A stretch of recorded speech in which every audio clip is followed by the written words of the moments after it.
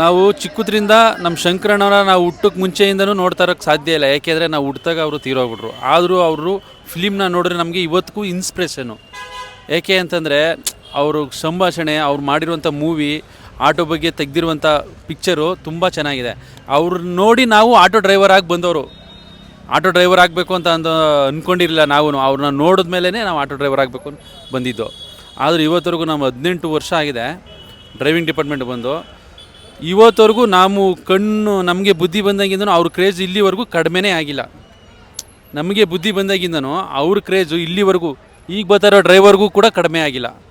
ಅಂಥ ಲೆಜೆಂಡ್ ಅಂದರೆ ನಮ್ಮ ಶಂಕರ್ ನಾಗರ್ ಅವರ 1991ರಲ್ಲಿ ಅವರು ತೀರೋಗಿದ್ರು ಕೂಡ ಅವತ್ತಿಂದ ಇವತ್ತಿನವರೆಗೂ ಒಬ್ಬ ನಟ ಕ್ರೇಜ್ ಇಟ್ಟಿದ್ದಾನೆ ಅಂದರೆ ಅದು ನಮ್ಮ ಲೆಜೆಂಡು ಶಂಕರಣ್ಣ ಮಾತ್ರ. ನಮ್ಮ ಆಟೋದವರು ಇವತ್ತಿನ ಪೀಳಿಗೆಯಲ್ಲಿ ಮುಂದಿನ ಪೀಳಿಗೆಯಲ್ಲಿ ಮರೆದೇರೋಕ್ಕೂ ಆಗದಿರುವಂಥ ಒಂದು ಮುತ್ತು ಅಂದರೆ ಅವರು ನಮ್ಮ ಶಂಕರಣ್ಣ ಒಬ್ಬರೇ. ಅಂಥವರಿಗೆ ಹುಟ್ಟುಹಬ್ಬದ ಆರ್ಥಿಕ ಶುಭಾಶಯಗಳು.